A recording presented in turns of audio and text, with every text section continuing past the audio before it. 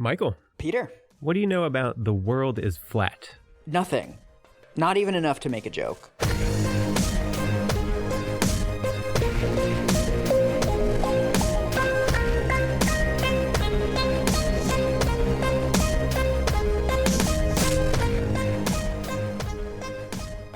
So I know the music kicked in, but I'm not making a joke. I really know nothing about this book, so I'm excited to talk about it. Well, what do you know about Thomas Friedman? I know that he's a New York Times columnist. I know that a lot of people on the left really dislike him, but I've never really known why. He's always been somebody who's been in the side mirror for me as someone who people like me talk about a lot. But I've never really understood why. Right. He's how I regarded Taylor Swift until you told me about 1989.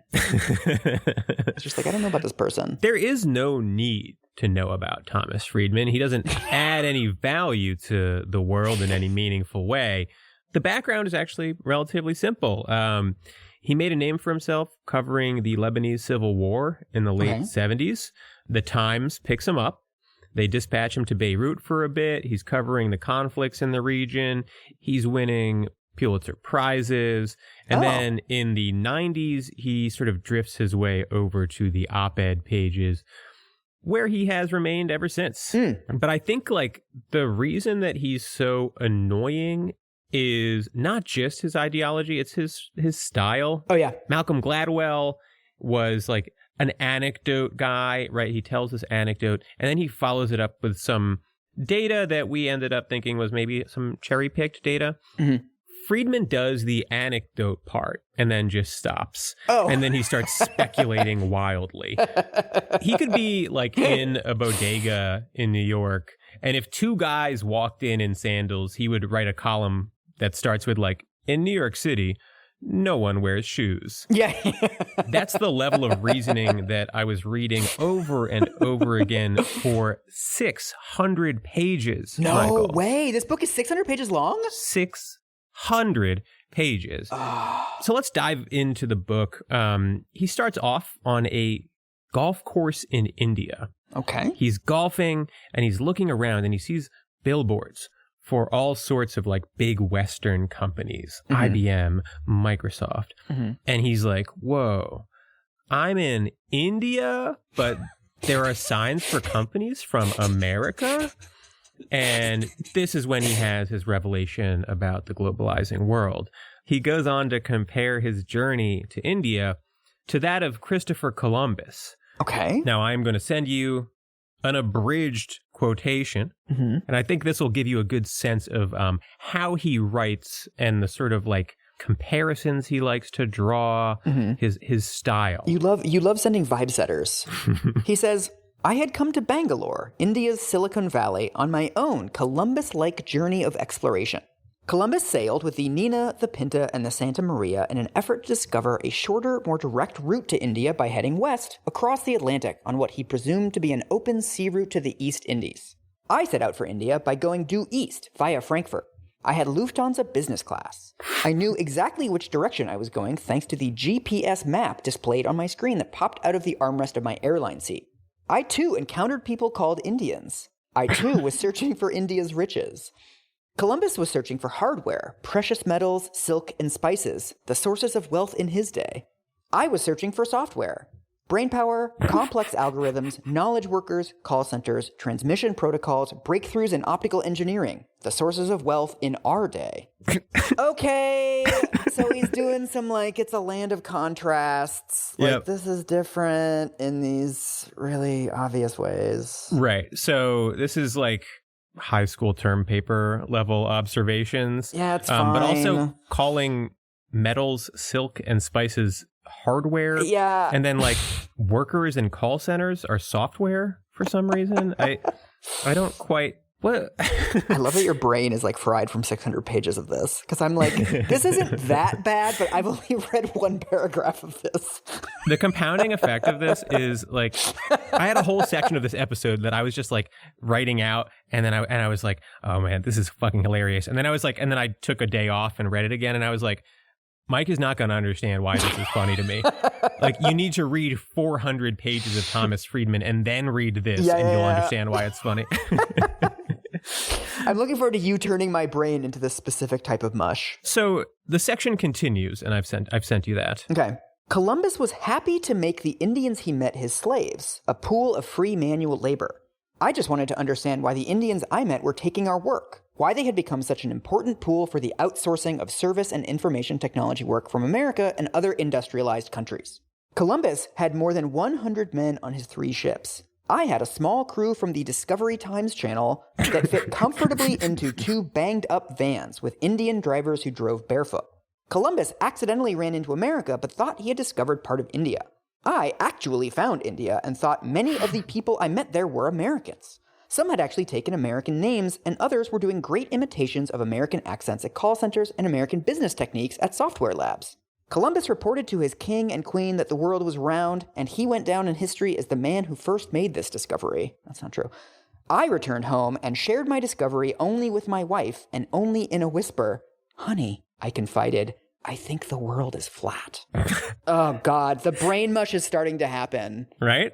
Okay. Like, he's doing another thing that I feel like I saw in Rich Dad, Poor Dad, where it's like a very simple concept, but he just like over explains it again and again and again. And you're like, okay, I get it. Like, your experience is similar to Columbus in some ways and different in others. Yes. I don't know that I needed like, what is this, 12 different examples? This is a consolidated version of this passage. I can't tell you how much I cut out of this.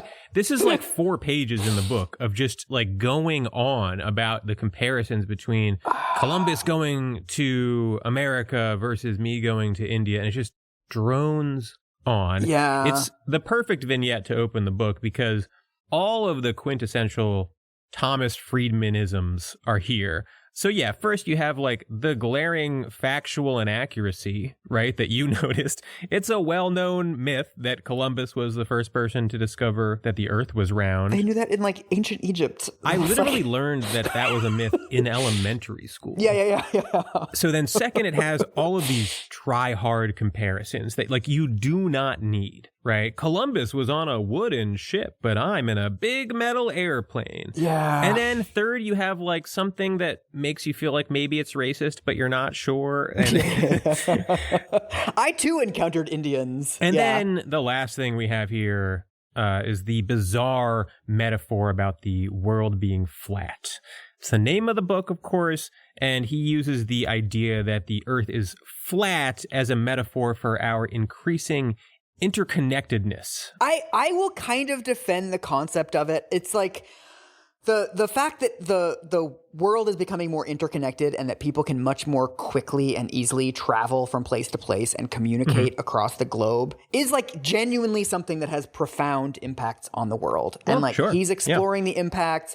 He found a cute metaphor. I think that's fine, having like a cute little phrase that you start your book with. I think it's why the book is popular, because he has this metaphor, even though it doesn't really make sense. Like, a flat world would be a less connected world, right? Yeah. Like, I don't want to be too pedantic because he is just being cute, but I will say my tolerance for cutesy metaphors declined pretty drastically over the course of the book.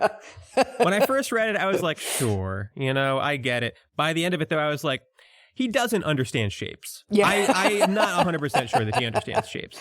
I also think what he's doing is it's kind of this like performance of intelligence and analysis. He's basically drawing a metaphorical difference between Columbus and himself. And it, in the way that a high school essay would, it sort of seems smart. Like, wow, he's really like analyzing this. But then when you actually think about it, he's not really like saying anything. Right. There's no real insight or analysis. See, you understand Thomas Friedman. Yeah, I know what's happening. Thomas Friedman has been here with you all along. So Friedman says that when Columbus set sail until about 1800, that era was globalization 1.0. Oh, we're doing the 1.0 metaphors. Which was characterized by nation states driving global integration. Then you had from 1800 to 2000 or so, globalization 2.0, which is characterized by the rise of multinational corporations. And now we are in globalization 3.0, characterized by the individual having access to technology that allows them to compete globally. Okay, I understand why people hate this guy now. Yeah. Pretty fucking annoying, right? It only took like 6 minutes. His penchant for oversimplifying this shit. For him, oh man, I'm going to mix metaphors now. I was going to say it's a penchant and then it's a thirst that can't be quenched. Oh, you can't do it in the Thomas Friedman episode. God, yeah. He's ruined my brain. Chapter 2 is called The 10 Forces That Flattened the World. Okay. I hope that I can do justice to how bizarre this chapter is. Okay. It is 150 pages long. Oh my God. In isolation, a lot of this chapter is perfectly reasonable. But he has this way of talking until things no longer make sense, right? Like, it's the same thing with the Columbus comparison, where, like, if he had stopped after 2 sentences, you might have never thought about it again. Yeah. But he spoke about it for so long that by the end of it, you're like, what the fuck is this? What is this about? The first section, the first flattener, it's titled, When the Wall Came Down and the Windows Went Up. Oh? This is about the collapse of the Berlin Wall, but also Microsoft Windows getting popular. Okay, I mean, I don't want to be unfair. He talks about like the decline of centrally planned economies, Okay. right? He's very anti-communist and he has all these snarky remarks. He says under communism, everyone is equally poor and under capitalism, they are unequally rich. Yeah, it's like, Okay. again, he's like this perfect little zing machine. Yeah. But like, that's not really like insightful or like accurate about the levels of inequality in the Soviet Union. Again, for some reason, half of this section is about how the Windows PC also helped like precipitate the flattening of the world. But the discussion is like completely detached from the Berlin Wall discussion. Right. He combines them into one flattener. And from what I can tell, it's just so he can have that cute little title about the wall coming down and the windows going up. Yeah. Even though it doesn't make any sense because how would you put windows up on a wall that went down? You're going to just apply pure literalism to every single thing that he says, aren't you? You're like, no cuteness, Friedman. There's only so many times you can do this. You know what I mean? Like, if someone just had the occasional metaphor like this, you'd be like, all right, whatever. It doesn't quite work. It's a metaphor. But when someone does it 20 times in a row, by the end of it, you're like, you can't put a fucking window on a wall that came down. So the next flattener is the Netscape IPO. Okay. He uses that as something that's like sort of symbolizes the rise of the internet, of the World Wide Web. Pretty inoffensive conceptually, although there are like long sections that are like, what is the World Wide Web? And it was 2005. We've all been searching for pornography rather than trading it with people in AOL chat rooms for like 7 years at that point. So the next one is workflow software. Okay. So we get such insights as, quote, the first big breakthrough in workflow was actually the combination of the PC and email. Okay. That was one of many times that I just wrote, thank you, Tom, in the margin. Like, very helpful, Tom. All right. The next flattener is uploading. Which is what it sounds like, the ability to upload things to the internet where other people can download them. He gives the example of Wikipedia and blogs. Those aren't even really uploading, though. If you've been paying attention, the last 3 were Netscape, workflow software, and uploading, which could probably just be consolidated into like the internet. Yeah, the internet. Yeah. And then the next 3 flatteners are also just one thing framed slightly differently. Outsourcing, where you move a function of your company to another country. Right. Offshoring, where you move an entire operation to another country, which is just outsourcing at a larger scale. And insourcing, where a company takes on a function from another company, which is literally just outsourcing from the other company's perspective. Right. Whatever. The 8th flattener is supply chaining, which just means improving supply chains in various ways. Okay. The 9th flattener is informing, which is his term for how Google and Yahoo and other search engines have sort of given us a wide array of information at our fingertips. That's just the internet again. It's the internet again. It's the internet again. And then his 10th flattener is what he calls the steroids. All of the various technologies that he says are turbocharging the other flatteners.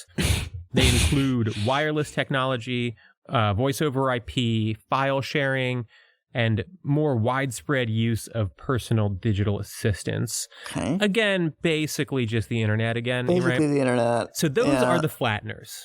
If the metaphor of flatteners with steroids isn't quite working for you, The next chapter is about what he calls the triple convergence. Okay. He says that 3 simultaneous convergences have occurred to drive globalization.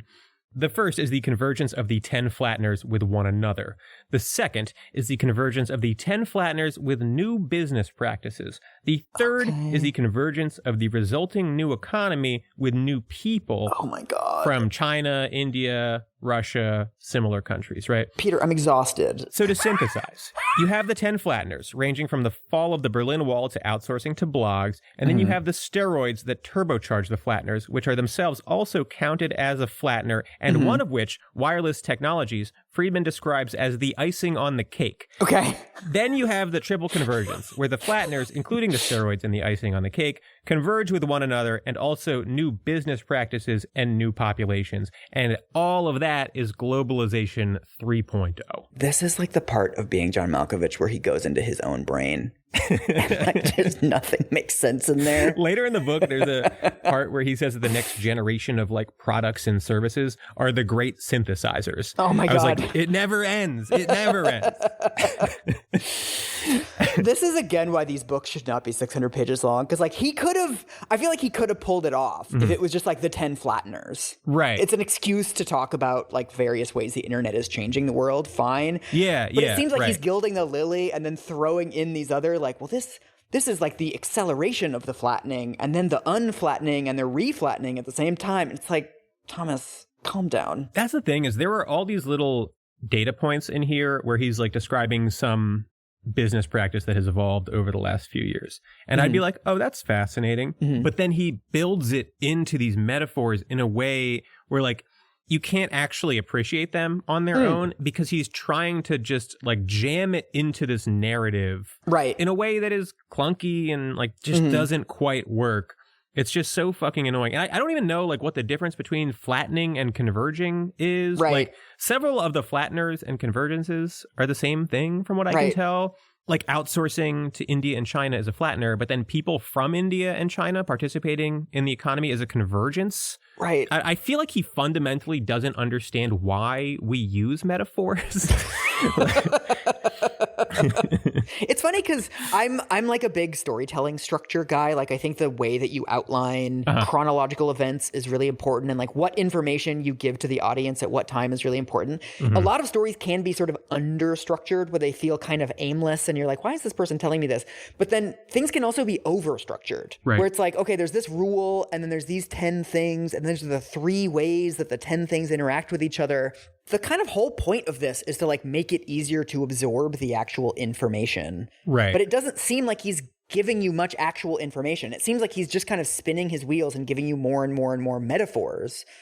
Did you feel like you learned anything? Like, does he have interesting sequences in this book? I mean, the book is basically a string of anecdotes packed into metaphors, and there are times within the anecdotes where you're like, oh, that's sort of interesting. Like at one point he was talking about the bursting of the .com bubble and how that actually helped drive globalization in certain ways because like allocations of resources changed after the crash in a way that benefited India. That's interesting. Yeah. Yeah. I mean, and there's a lot of good writing about how economies are often shaped by market crashes. And there are plenty of little things like that, right? It was like, oh, this is in and of itself not the least interesting thing.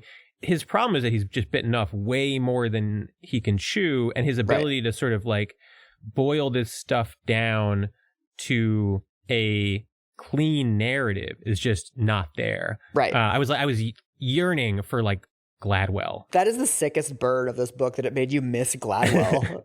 Like, deliver me, Malcolm. I mean, look, Outliers was the first book I read for this show, and I didn't realize how good I had it. Yeah, we retract our previous episode. It's fine.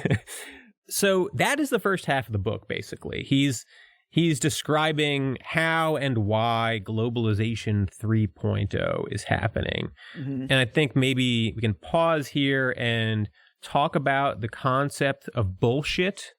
Because this kept coming into my brain. Friedman is super light on data. There are no charts or graphs in the book. There are only a couple of sections where he finds any data at all to support his conclusions. The primary vibe you get is just like a guy talking out of his ass, just like telling you a story and then telling you what you should extrapolate from the story without really justifying that extrapolation. Right. So I'm going to give you some of my favorite examples. And I want to be clear. I chose these off the cuff. These are probably not anywhere close to the worst things written in this book. So the first one. America in the 1990s under President Clinton was perceived as a big, dumb dragon, pushing people around in the economic and cultural spheres knowingly and unknowingly. We were Puff the Magic Dragon, and people wanted to vote in what we were puffing.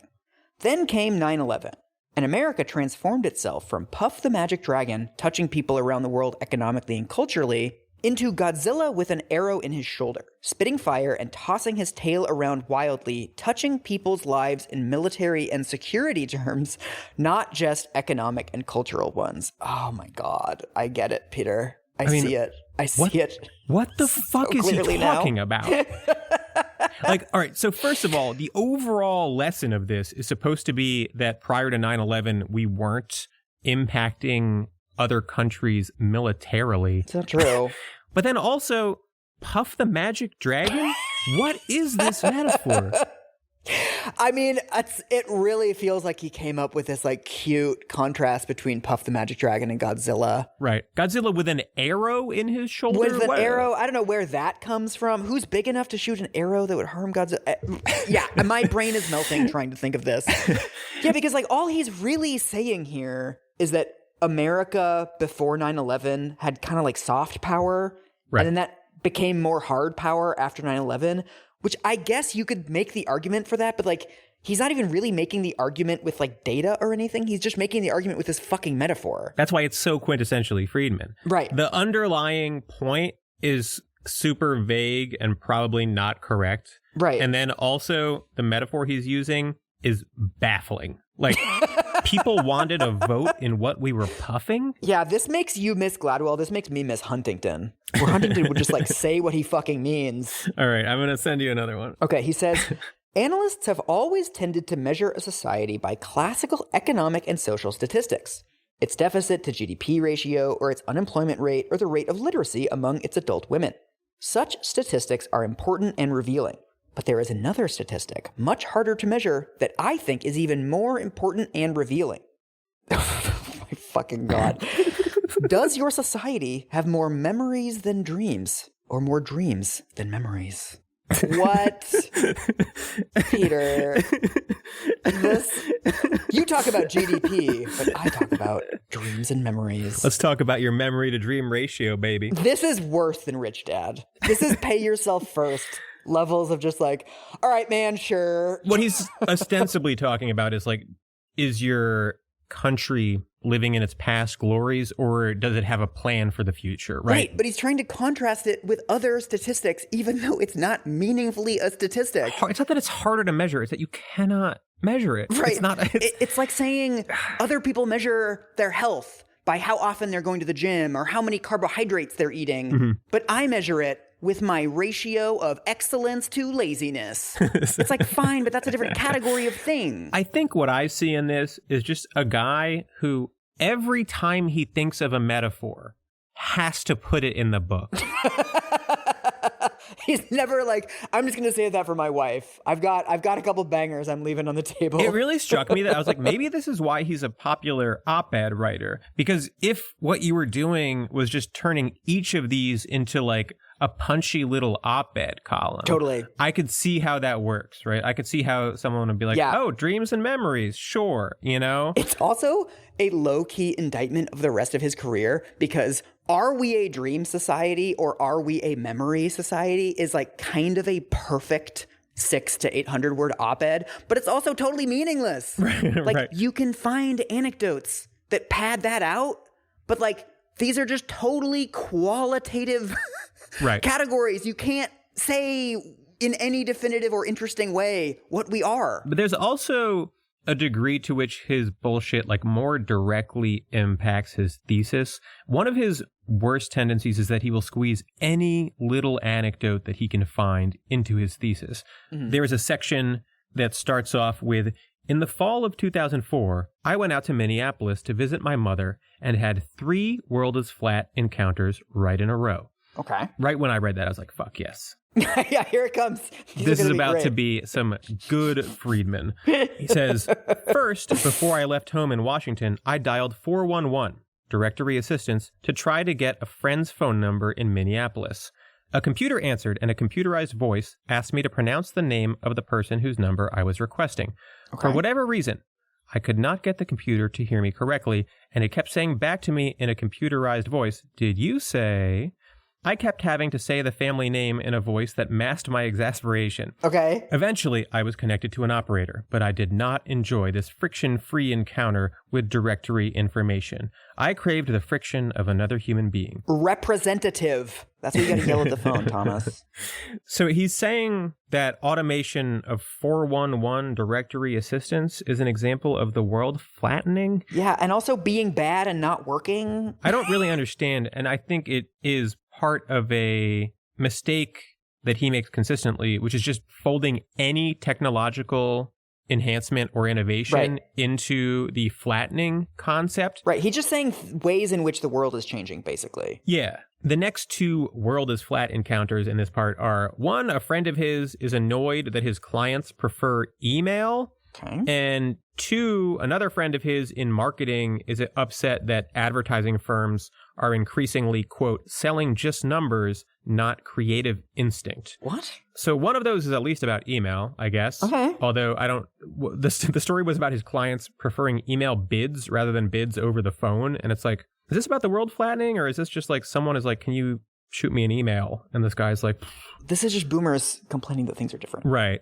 Yes. And the other guy is just complaining about a trend in advertising pitches. Welcome to me reading fucking Nudge, Peter, where you're like, this is not a nudge.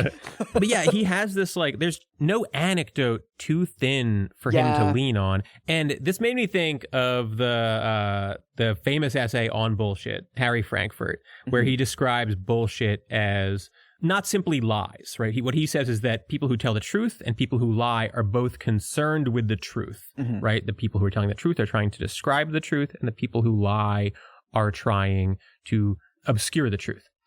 Bullshit is people who have no concern for the truth. Right. Now, I'm not sure that I would go so far as to say that Friedman in general is bullshitting, but what I think he is doing is prioritizing telling this narrative, right? So he packs every story he can into the narrative, no matter how clumsy it is. Yeah. And by the end of it, you're not even really sure what like flattening actually means, right? Right.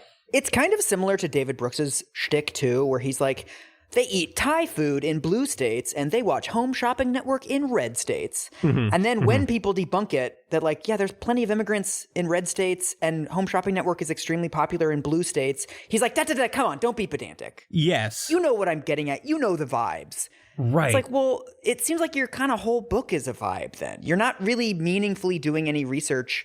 You're kind of throwing everything into your book and just leaving people with an impression without really interrogating whether that impression is true. Right. There's this phenomenon that I first noted when we were discussing Fukuyama and the end of history. And then we discussed when we were talking about Nudge. And that's that like a lot of these pop science, pop politics books are correct only when you zoom out so far that their thesis is no longer interesting. Right. So like if the claim is, hey, look, technology is creating a more interconnected world, sure, that is true. And that's what Friedman can always fall back on as like the obvious truth underpinning the book. But then it's like, it's something that no one needed a book to tell them in 2005, right? It's it would be very funny to be friends with one of these like opinion columnists where like every single story you tell at dinner, you're like, oh, it's going to be in the fucking book. Right. You're like, I was at the bank today and somebody's eating a banana in line. And then like 2 years later, you're like, oh, God damn it. It's in the book. It's not even a good anecdote, man. Right. You're like, you know, fucking advertising firms these days, they're all numbers centric. And you look over at Friedman and he's just wide eyed looking back at you.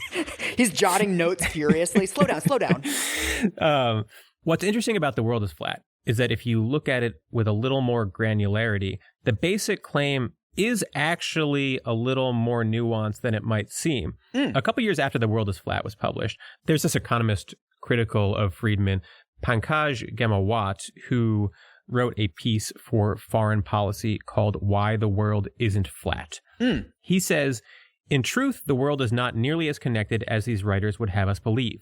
Despite talk of a new wired world where information, ideas, money, and people can move around the planet faster than ever before, just a fraction of what we consider globalization actually exists. The portrait that emerges from a hard look at the way companies, people, and states interact is a world that's only beginning to realize the potential of true global integration. And what these trends backers won't tell you is that globalization's future is more fragile than you know.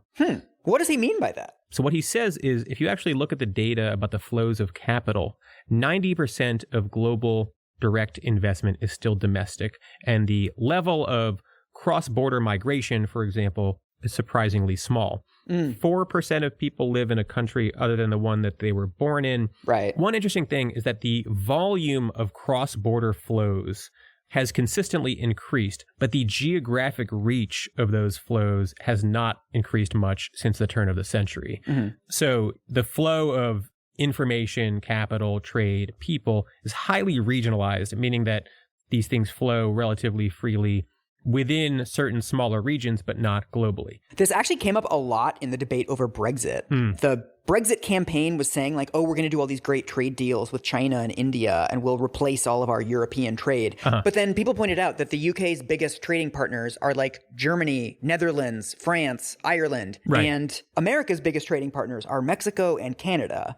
And it's like, yes, we can do all these things, border flows, Skype, moving money around, whatever. But like most of what is actually happening is like fairly proximate. Right. Which is not to say that globalization is not happening, right? It's just that it's much more complex than the world is getting flatter. Right. I think that that's important because the book is about globalization and how our world is becoming more interconnected. It's one of the most popular books about globalization ever written. But also by the time it was published in 2005, there was actually already sort of like a cottage industry about globalization. Right. There's a sort of hack op-ed piece that is ubiquitous by the end of the 90s. That's like, I used to send paper mail and now I send email, right? Yeah. He's pitching this flatness concept as if it's novel, when in fact it's actually just an affirmation of everyone's pre-existing intuitions about globalization, right? Which is sort of the opposite of what insight is. And like, this isn't just academic, right? Like, there are policy decisions that are impacted by perceptions of globalization. There are surveys showing that people tend to vastly overestimate the amount of global integration. And that matters in a lot of ways. Like, just for example, there's polling that shows that people want to restrict immigration less when they learn how low actual levels of immigration are. Yeah, exactly. That's the thing, is he's not thinking like, oh, I have this impression of what's going on, or it feels like globalization is happening in this way. I should check into this. I should talk to actual experts. I should look at statistics. He's basically just reifying how it feels. Right. But like, that's what journalism is supposed to do. Right. That's like the number one fucking thing you're supposed to do as a journalist, is like, this thing that feels true, I'm going to double check it. Yeah. And it's also just what makes for like compelling journalism, just as like a selfish reader, tell me something interesting, please. I'll say that about Gladwell. He told me some interesting stuff, even if it turned out to be weird racist lies. I was compelled. All right.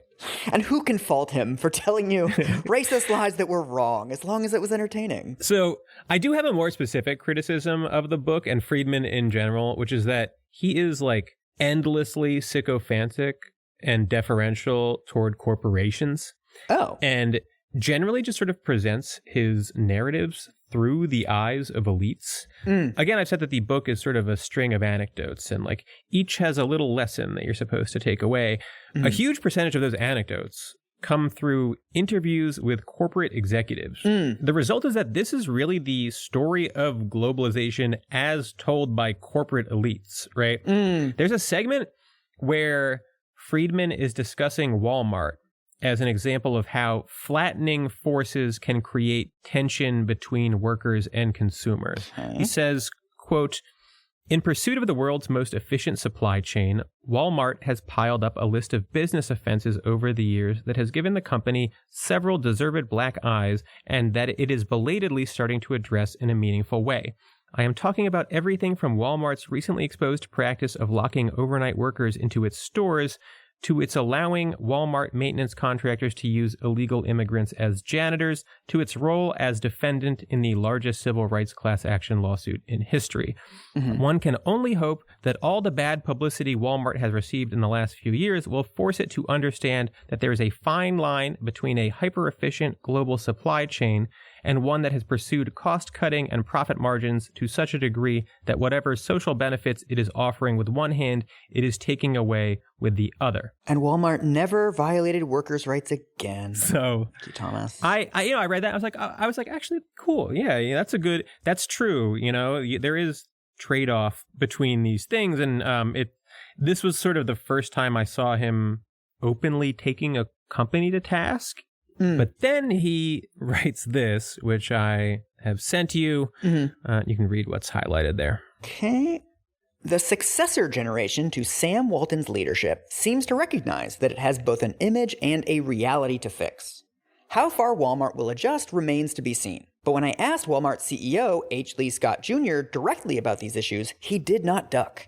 In fact, he wanted to talk about it. What I think I have to do is institutionalize the sense of obligation to society to the same extent that we've institutionalized the commitment to the customer, said Scott. The world has changed, and we missed that. We believed that good intentions and good stores and good prices would cause people to forgive what we are not as good at, and we were wrong. In certain areas, he added, we are not as good as we should be. We just have to get better. This sucks. This is literally the last word on the subject in the book. Just actually running PR for Walmart. Yeah. Unreal. And by the way, the lawsuit, the largest civil rights lawsuit in history that he was referencing, how did Walmart handle that? They ran it up to the Supreme Court and got it tossed on a technicality. Right, Walmart v. Dukes.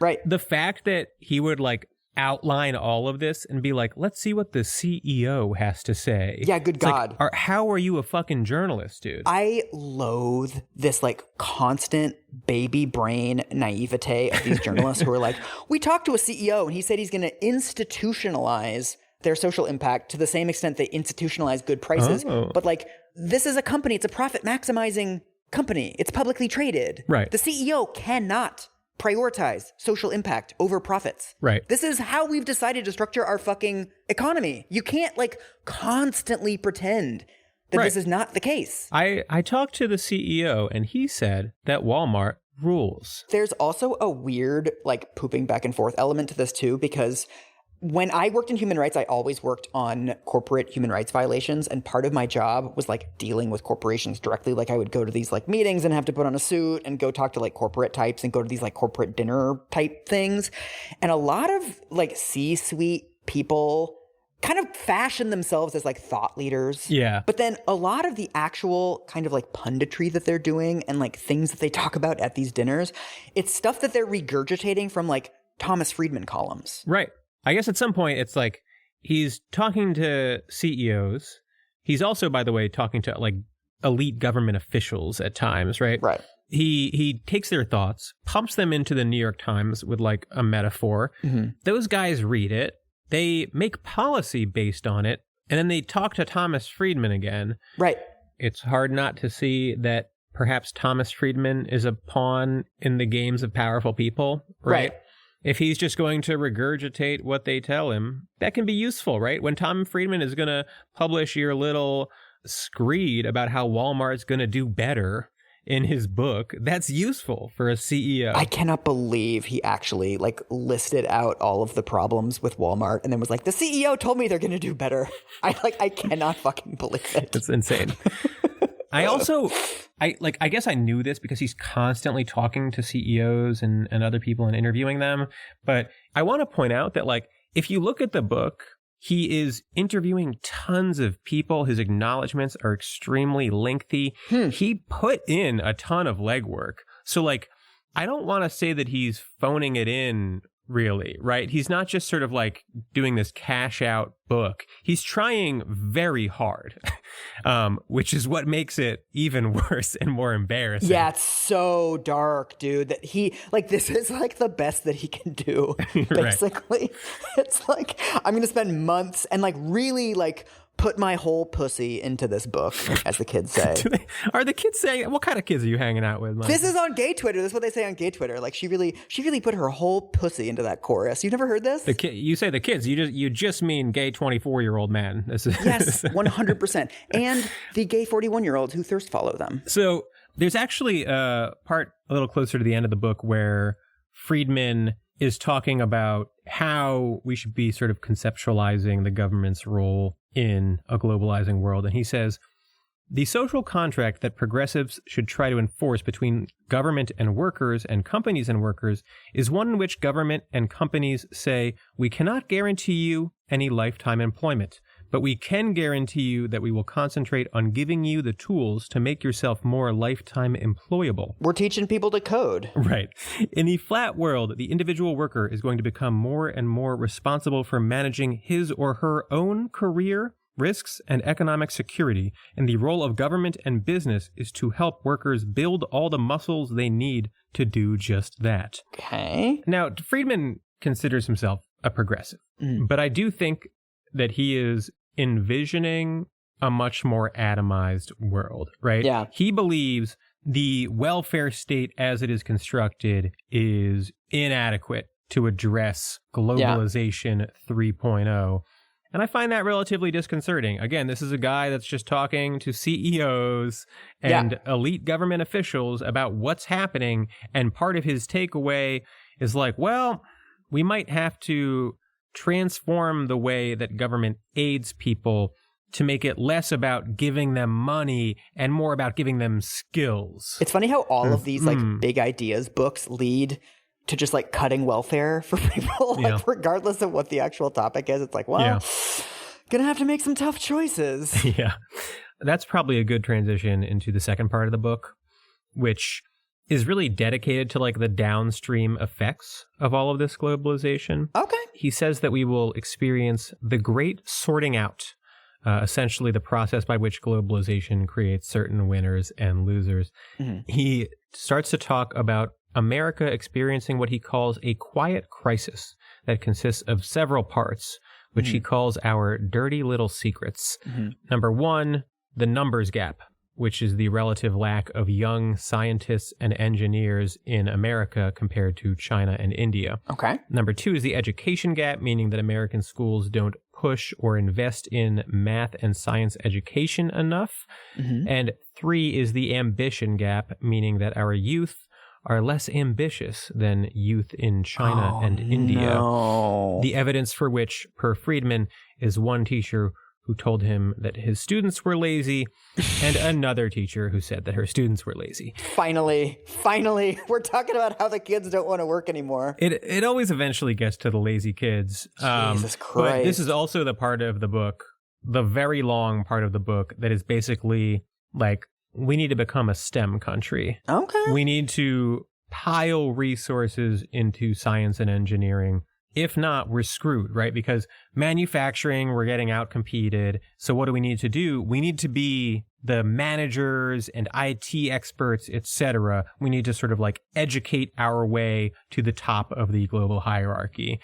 He says, quote, every young American today would be wise to think of himself or herself as competing against every young Chinese, Indian, and Brazilian. That's a fucked up way to think about your life. I'm like competing against these spry little Chinese kids. They're like 14 years old. It's a fucking weird way to think about the world. Later he says, JFK wanted to put a man on the moon. My vision is to put every American man or woman on a campus.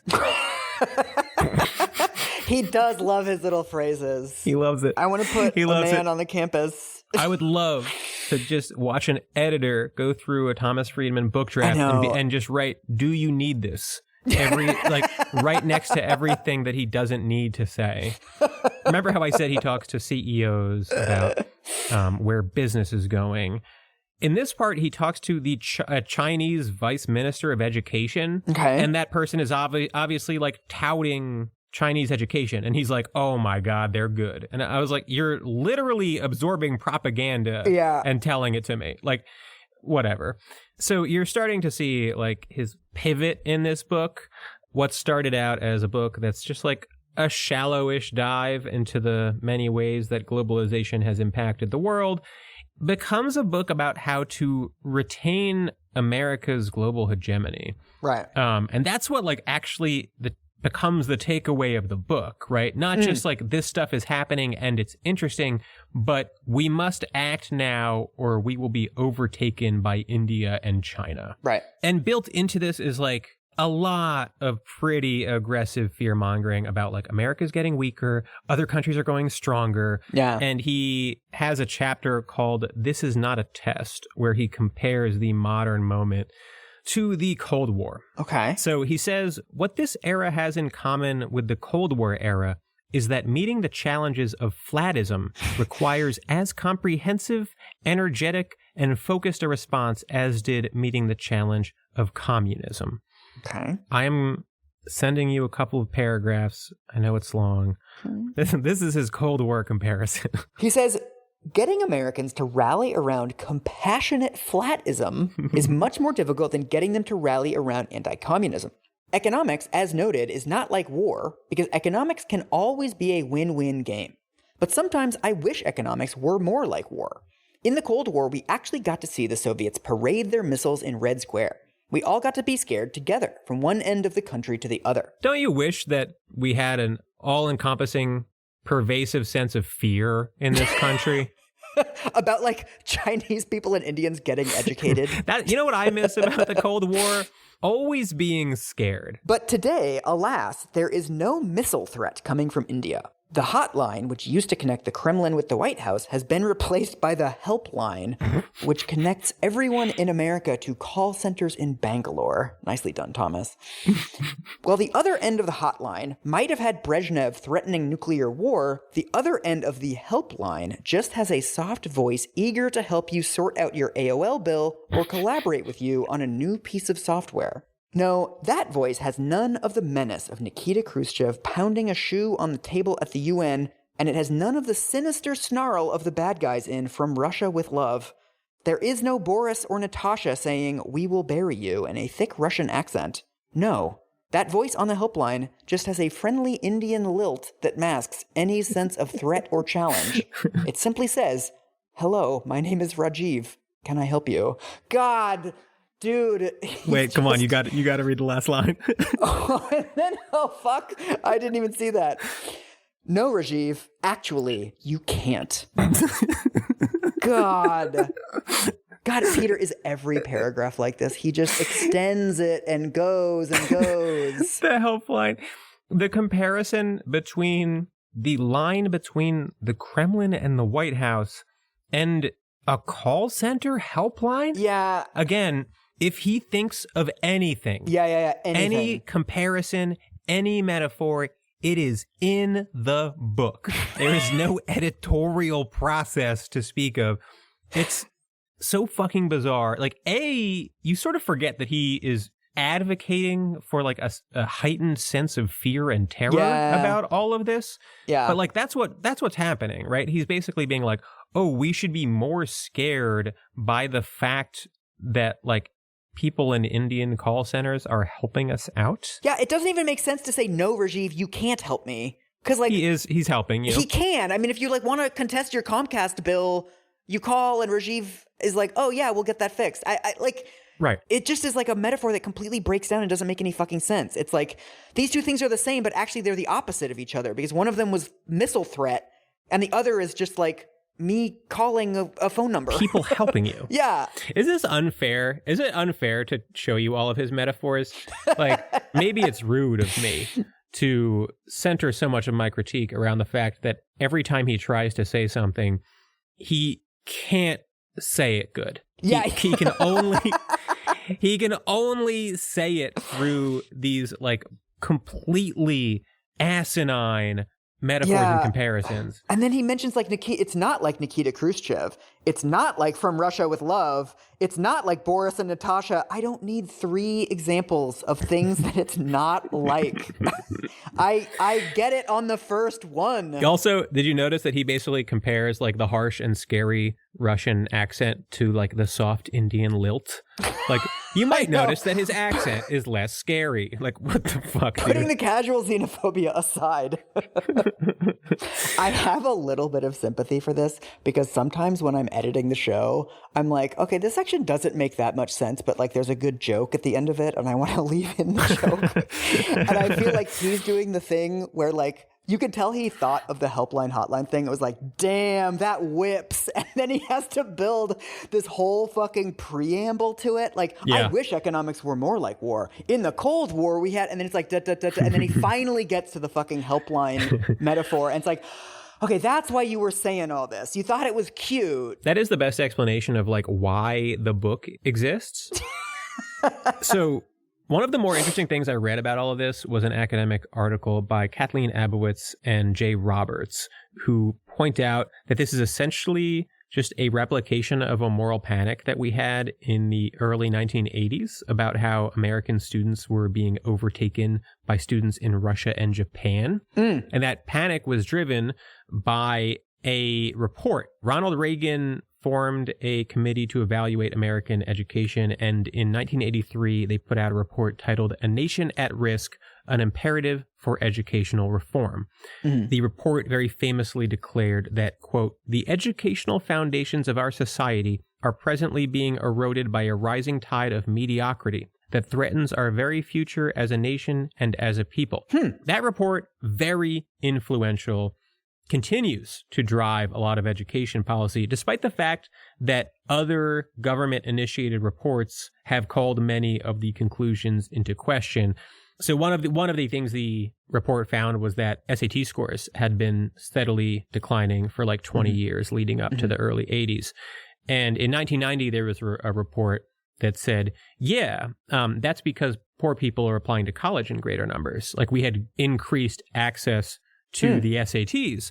If you segment out the populations, scores are going up, not down. Right. You can maybe say that Friedman is identifying some real trends here. He's also tonally and substantively replicating a moral panic that we have experienced before, where you have people fretting about being overtaken by these foreign others, right? He just replaces Russia and Japan with India and China. Right. Although I have to say, branding-wise, the war on mediocrity is incredible branding. Oh, yeah. I actually think that we do have a huge problem with fucking mediocrity in this country, but it starts at the top, not at the bottom. Like, that's where I would aim. It's like people running institutions who just like suck shit. Yeah, there's definitely a lesson you can learn about mediocrity from Thomas Friedman. It's just not this one. The fucking New York Times opinion page would be the first stop on that tour. So we can't wrap up a Thomas Friedman episode without talking about the Iraq War. Oh, yeah. I'm going to send you a clip that I know you have seen. Now that the war is over and there's some difficulty with the peace, was it worth doing? Well, I think it was unquestionably worth doing, Charlie. I think looking back at the 1990s, I can identify that there were actually 3 bubbles of the 1990s. Oh, no, 3 bubbles. There was the NASDAQ bubble. Classic Friedman. There was the corporate governance bubble. Lastly, there was what I would call the terrorism bubble. Oh, God. And the first 2 were based on creative accounting. The last was based on moral creative accounting. What? The terrorism bubble that basically built up over the 1990s said, flying airplanes into the World Trade Center, that's okay. Oh, the Arab mind. Wrapping yourself with dynamite and blowing up Israelis in a pizza parlor, that's okay. And that built up as a bubble, Charlie. And 9/11 to me was the peak of that bubble. Peak of that bubble. And what we learned on 9/11 in a gut way was that that bubble was a fundamental threat to our open society. Bubble threat. Because there is no wall high enough, no INS agent smart enough, no metal detector efficient enough to protect an open society from people motivated by that bubble. And what we needed to do was go over to that part of the world, I'm afraid, and burst that bubble. And what they needed to see was American boys and girls going house to house from Basra to Baghdad and basically saying, which part of this sentence don't you understand? You think this bubble fantasy, we're just going to let it grow? Well, suck on this. He's really cooking there. This is another thing that you wouldn't understand is funny until you've read the whole book. But when he says like 3 bubbles, I was like, Tom, you son of a bitch. You've done it again, Tom. Can't stop him. You can't stop him. At all times, he's thinking of metaphors. But also, it's the same thing where it's completely fucking incoherent what he's saying. He's basically saying that, like, Muslims have a culture of violence. Mm-hmm. And so we're going to go over there and bomb them to fix their culture? This clip is somewhat famous because he is literally characterizing the Iraq War not as an effort to oust Saddam or to protect anyone from WMDs, but to enact revenge on the Muslim world for fostering illiberal ideas. Yeah. And I think that was so, like, revelatory. Like, he's just sort of putting it on the table and being like, yeah, you know, this was revenge on Muslims. Right. Everyone was sort of like, so you fucking admit it, right? Like, because at the time, the justification was all about, like, saving these populations from their dictator. Exactly. We have to get him out of power to save these people. And then it's like, these people are basically fucking animals and we should just, like, kill them until, like, they behave better. And keep in mind, this is where Friedman cut his teeth, right? Lebanon, Israel, Middle East expertise, ostensibly. Right. Meanwhile, he was, like many pundits, deeply incorrect all the time throughout this era. Like, he said the Afghanistan war was over in January 2002. Great. Some highlights from his columns over the years. Ooh. In 1999, during the bombing of Iraq, he suggested, quote, blowing up a different power station in Iraq every week so no one knows when the lights will go off or who's in charge. Okay, that'll fix it. In 2005, he wrote about Iraq, quote, if they come around, a decent outcome in Iraq is still possible, and we should stay to help build it. If they won't, then we are wasting our time. We should arm the Shiites and Kurds and leave the Sunnis of Iraq to reap the wind. Yeesh. A couple months into the Afghanistan war, he wrote, quote, think of all the nonsense written in the press, particularly the European and Arab media, about the concern for, quote unquote, civilian casualties in Afghanistan. Quote unquote. It turns out that many of those Afghan civilians, again in quotations, were praying for another dose of B-52s to liberate them from the Taliban, casualties or not. Oh. He's sort of mocking the idea that there were civilian casualties, presumably being like, come on, they were terrorists or something. But then at the same time saying that civilians wanted this to happen. Yeah, it doesn't make sense. It doesn't make sense. There's like this fundamental contradiction. And all of this I bring up because a good chunk of the final chapters of The World is Flat is dedicated to Friedman's belief that the ostensibly insular culture of the Muslim world is a threat to globalization. Wait, really? Yeah. He's got like a Huntington turn at the end? It's in his final chapters titled The Muslim Question. Oh.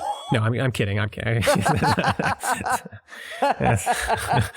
You got to be careful, Peter. That actually sounded pretty real. That actually sounded pretty plausible. Sorry. He calls the Muslim culture an unflattener. Oh my God. And he talked at length about how this is something that the Muslim world needs to reckon with. I think that his writing about the Iraq War and about the Middle East and war in general is actually really illuminating because the through line between his war coverage and this book is that his primary goal revolves around retaining American hegemony in the coming century. Right. Like at first glance, you might think that there's a tension or inconsistency here where like this guy is writing about our interconnectedness with the rest of the world, but then he's championing these brutal campaigns of vengeance in the Middle East. Right. But I actually think it starts to make sense once you realize that his primary concern is American power. Right. He's not writing this book as like a student of technology or something. He's writing it as someone who wants to ensure American supremacy, whether that means funding science education or destabilizing the Middle East. He's also doing a very similar thing to Nudge, where he's pretending to be doing this cool descriptive project of like, this is just how human nature works. And like, we should make policy according to human nature. But then once you get into the guts of it, it's like, oh, actually, we should do a bunch of like crazy libertarian shit, right? Like underneath it is this extremely ideological project. Right. And it seems like he's doing the same thing of like, I'm just describing how the world is becoming more interconnected. And then whisper voice, like, the Muslims are really the problem with this. Right. Like that doesn't follow from the premise at all. No. I mean, he has all of these ideas about like how, interconnectedness will foster peace in the long term. And then he gets to this section of the book that's like, now let's talk about how Muslims are a big wrench in all of this. Right. I'm going to send you something that is so long. And I'm sorry. Oh, God. Peter. I can't do the episode unless we say it. And you make me go all the way through this fucking excerpt. I'm going to say something before this. I don't even know if it makes total sense to put it here in at the end of this episode. But, and I want you to listen to what I'm saying because we've read a lot of excerpts here. This is the worst thing in this book. Okay. I have a screenshot version of this that is the entire page is highlighted because I started trying to highlight sections because I was like, well, I don't want him to read all of it. It's too long. And then I realized that I was highlighting all of it. Just kept going. And so I was like, well, now it looks stupid. I'm just going to highlight the whole page. Okay. He says, what if regions of the world were like the neighborhoods of a city? What would the world look like? I'd describe it like this. Western Europe would be an assisted living facility with an aging population lavishly attended to by Turkish nurses. The United States would be a gated community with a metal detector at the front gate and a lot of people sitting in their front yards complaining about how lazy everyone else was, even though out back there was a small opening in the fence for Mexican labor and other energetic immigrants who helped make the gated community function. Latin America would be the fun part of town, the club district, where the workday doesn't begin until 10 p.m. and everyone sleeps until mid-morning. It's definitely the place to hang out, but in between the clubs, you don't see a lot of new businesses opening up, except on the street where the Chileans live. The landlords in this neighborhood almost never reinvest their profits here, but keep them in a bank across town. The Arab street would be a dark alley where outsiders fear to tread, except for a few side streets called Dubai, Jordan, Bahrain, Qatar, and Morocco. The only new businesses are gas stations, whose owners, like the elites in the Latin neighborhood, rarely reinvest their funds in the neighborhood. Many people on the Arab street have their curtains closed, their shutters drawn, and signs on their front lawn that say, "No trespassing, beware of dog." India, China, and East Asia would be the other side of the tracks. Their neighborhood is a big teeming market made up of small shops and one-room factories, interspersed with Stanley Kaplan SAT prep schools and engineering colleges. We're like halfway through. Nobody ever sleeps in this neighborhood. Everyone lives in extended families, and everyone is working and saving to get to the right side of the tracks. On the Chinese streets, there's no rule of law, but the roads are well paved. On the Indian streets, by contrast, no one ever repairs the streetlights, the roads are full of ruts, but the police are sticklers for the rules.